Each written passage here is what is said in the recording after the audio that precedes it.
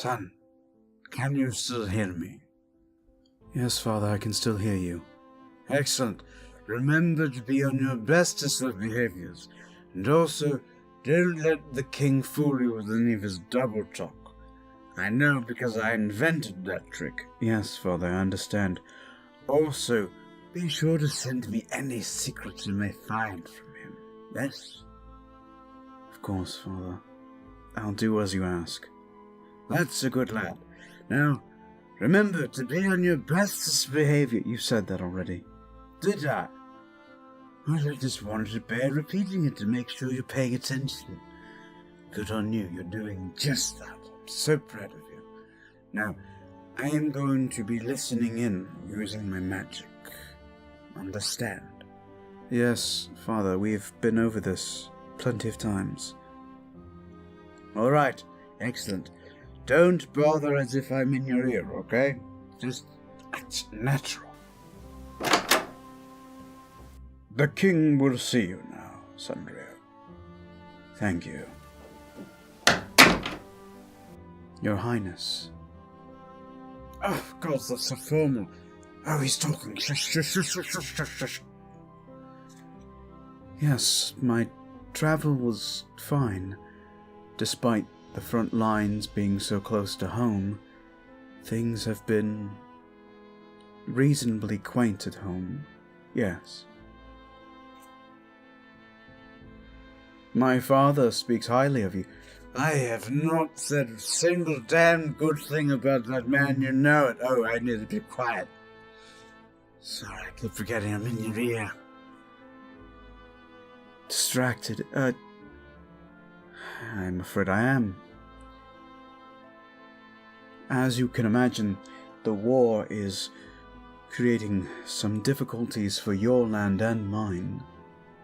And my understanding is that by joining our forces together, we can prevent any further harm from occurring. That is why my father has sent me, yes. To broach a deal, to create a bond between us. Merely political, correct.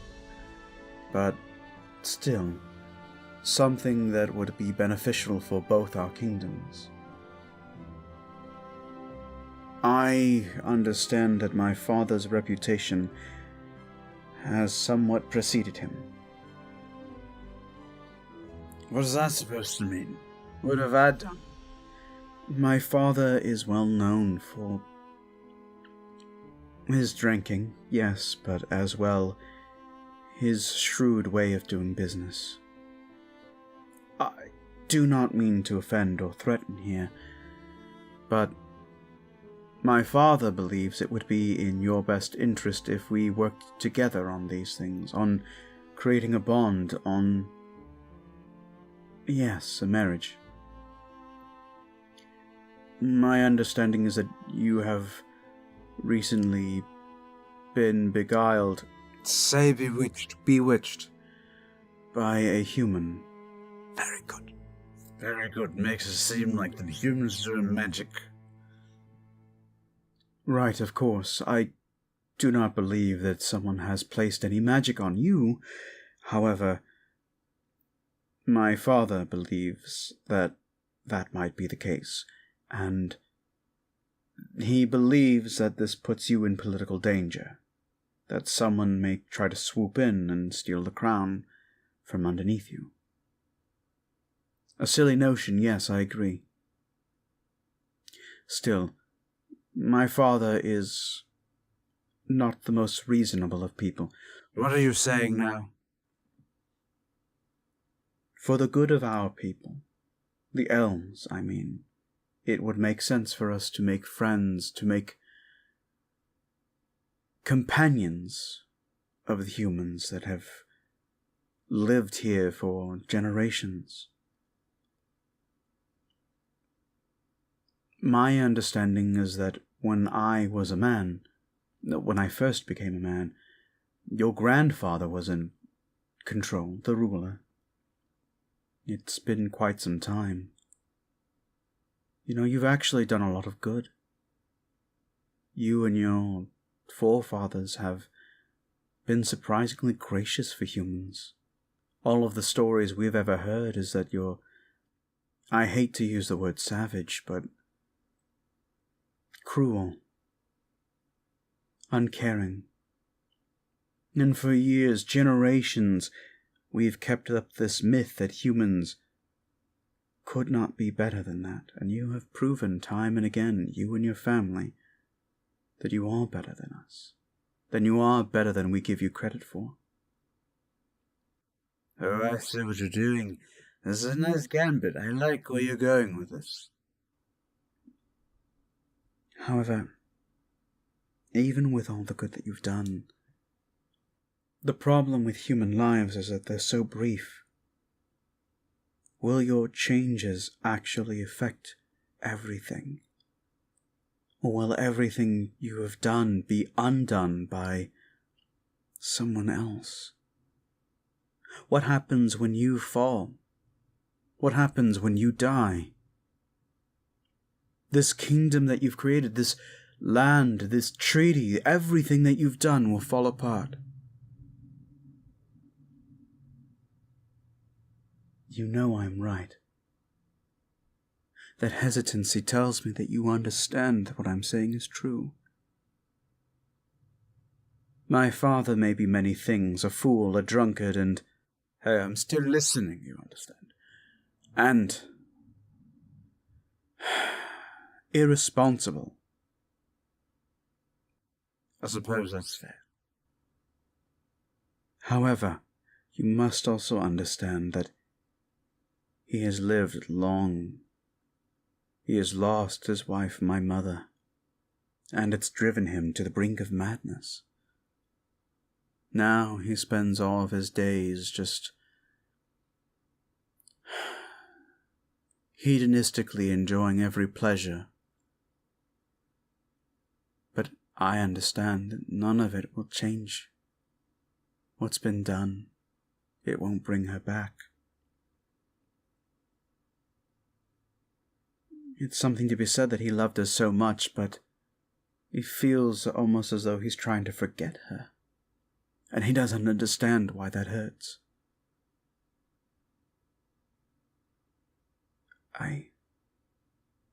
I'm sorry. This was not the topic at hand. I apologize. You are very gracious, and I appreciate that. But we were speaking of the longevity of your kingdom, and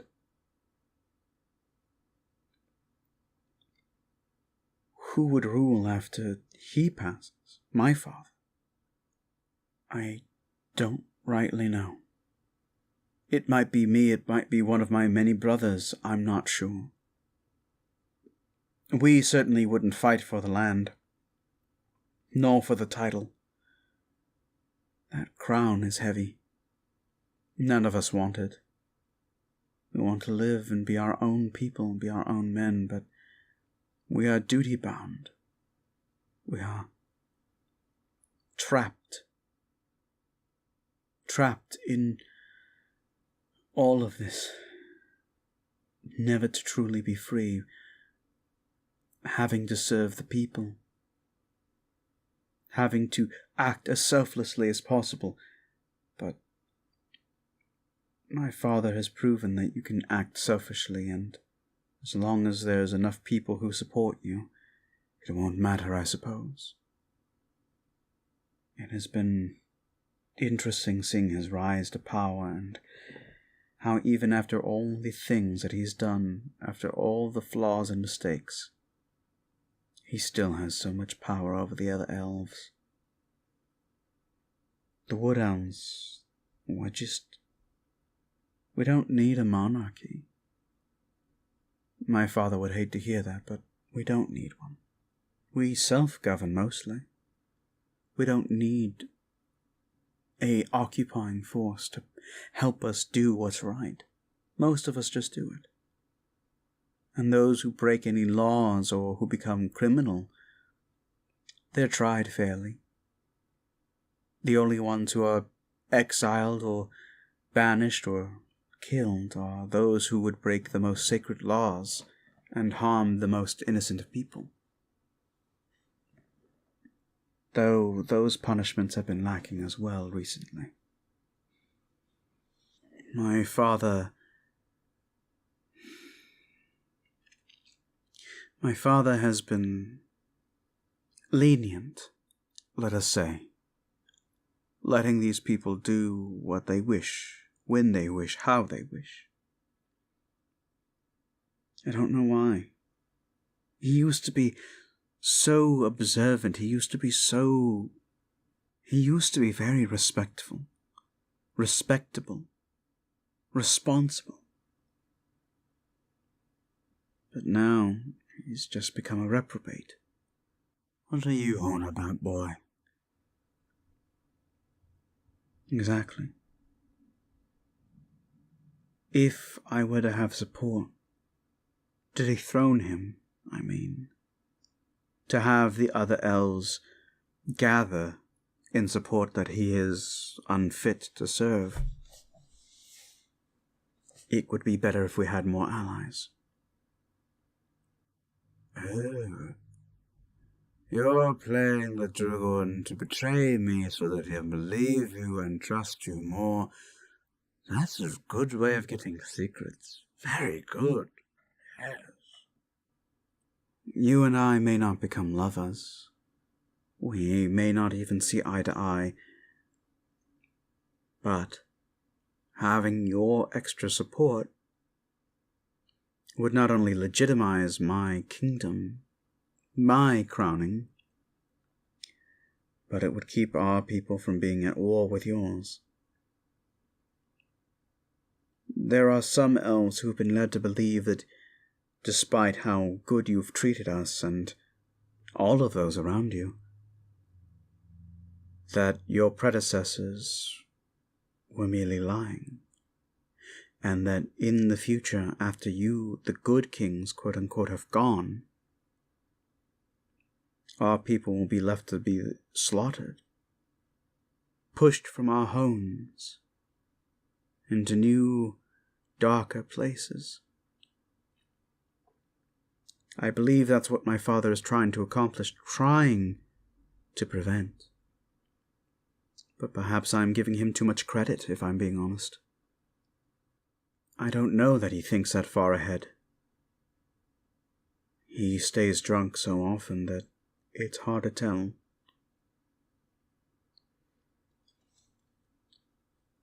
Oh, I'm sure there is much that you would like to learn about the elves. I would love to... Well, that's an interesting question. Elves being the first race is a bit of a misnomer, actually. We weren't the first peoples. We were just the first humanoid peoples. The first sentient peoples, for sure. Again, the first humanoids and sentient people. First was the dragons, the dragonborn and their kin. Yes, kobolds included, although kobolds are often mistreated, I think. No, not in your kingdom. More so in mine. It's funny. People often cite the humans as being xenophobic. But you've proven that that's not the case. You and your family have proven that that hasn't been the case in almost a century. It gives me hope. While your people are becoming more understanding, more empathetic, and more welcoming, our people hold rigidly to their old ways, run by elders who refuse to see the world change. And they never age, so everything we experience just intensifies for us. We've often debated whether or not being that old would still make us relevant. But the major issue, yes, the logistics of it. the transition from power, because many of those who remain in power, who are older, infirm, unwise, and uncaring for the world that changes around them. They don't understand we can't stick to the old ways. We have to support one another. All peoples. Not just elves. Not just humans. All of us.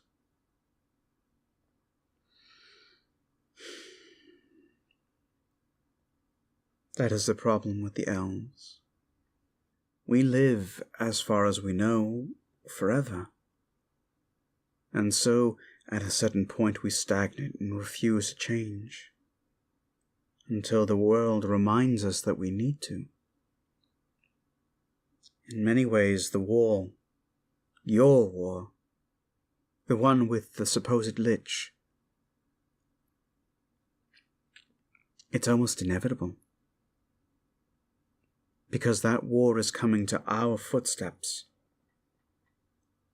And as much as my father would try to deny that it's going to be an issue, I know, and you know, what a major issue it will become.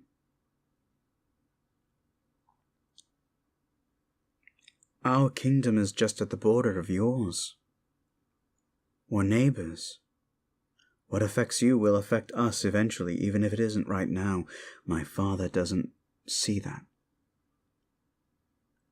He's either refusing to, or too drunk to understand. Who knows? But still, it makes me uneasy. If your kingdom falls, then we may all very well be doomed. All of this world could be at risk. This lich is not just an existential threat, however. Yes, I have heard many rumors.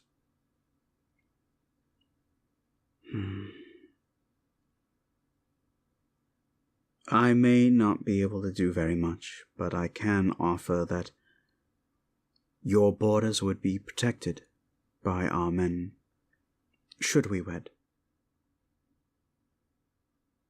No. My father stated that he would not send out elves to die, as he put it, protecting a mongrel horde. His belief system is jaded, to say the least.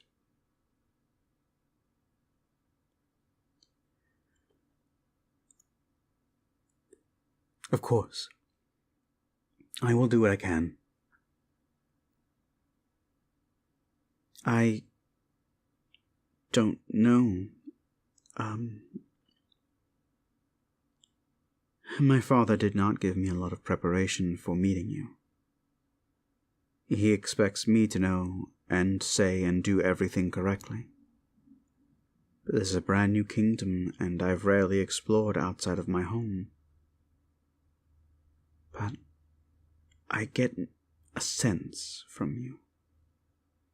Not like a magical sense or anything, but having been in your presence, I get the sense that you are dead set on marrying someone else. You have an air about you, and that's undeniable. What is his name? Maynard.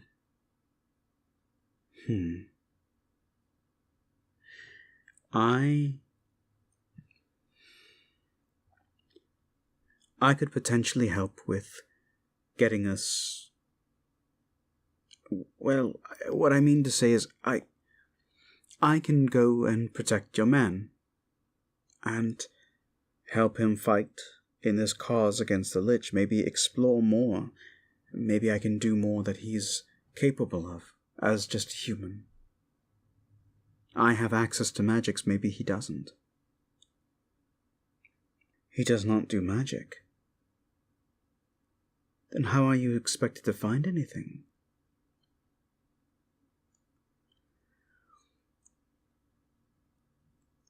These sorts of things are rarely wishful thinking.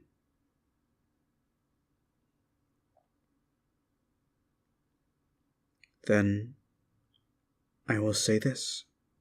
I will bring him back to you, safe and unharmed. I will make sure that no assassin comes. What are you doing, boy? And I will protect Knight Captain Maynard so that he can return to you, and maybe this show of good faith, this show of trust, will help us reach more of a treaties together. And furthermore, hopefully destroy whatever it is that is attacking your kingdom. Very good. I'm off to go meet someone there now. I thank you very much for your time. Yes, I will see myself out and I will do everything I can. Thank you. Well, that was very informative. I didn't learn a single thing. What about you? I learned a few things, Father. And I may be able to win his trust for our people. For me. Not just for people. For me and your mum. May the gods bless her soul wherever it may lie. But still, you have your next mission then? Yes. I'm going to the front line. Excellent. Just be sure, be careful. Don't die while you're there. I'd hate to have to replace you with another heir. Of course, Father. I would hate to inconvenience you. Now then, my boy. Make your way to the front line, and remember that your dear old dad is following you. I may not be with you physically, but I will be with you in spirit. Yes, Father. As you say.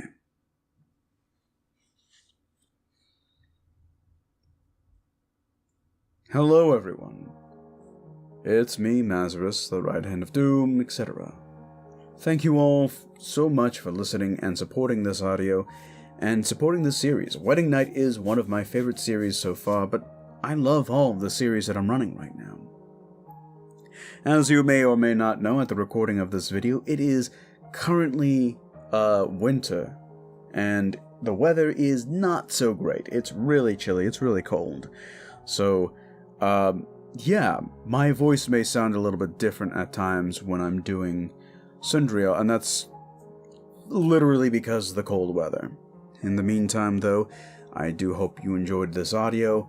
A huge thank you to all my patrons, all my subscribers. Be sure to hit the notification bell, hit like, subscribe, and comment down below in order to see more audios like this in the future. I want to give a huge shout out to all my patrons. You guys have been wonderful, give me lots of great ideas, and help me keep the channel going and keep the wheels kind of in motion. I appreciate that a lot. In the meantime, I do have quite a few more audios to record, as well as edit. I currently have the next episode of Escape kind of lined up. I also have the next episode of Arranged, and I'm working with Escaped Audios, who has agreed to be in the series, as well as Critter Jitter, who has agreed to play Eleanor in that series. Lupin has written quite a few scripts. I'm going to try to get to all of them that I can to record, but as you can imagine, that's going to take some time. But that means that you guys will have a mountain of content this year as well. I've also been cooking up some other ideas for much later in the year, and I'm hoping to get those ideas off the ground. In the meantime, you can also catch me on Fridays on Demon Pishies. If you look up Demon Pishy, you can actually find her on Twitter, and she's a wonderful VTuber. I run D&D for her and her crew. It's called Iminar Incursions. A lot of the meta plot you can actually get a little bit of there for the Stroke of Midnight. I will be continuing on with Fenris's audio, as well as eventually getting back to the Stroke of Midnight audio as well, but there's just a lot of balls in the air and I'm trying to keep everything up. So, thank you for your patience. Also, thank you so much for all the birthday wishes, for all of the, birthday gifts, for, joining me. Just thank you all so very much. It means the world to me how much you guys support and, appreciate the audios that I provide. I cannot tell you how much that means. So, from the bottom of my heart, thank you again. But, in the meantime, I'll see you in the next audio. Sweet dreams, and pleasant nightmares.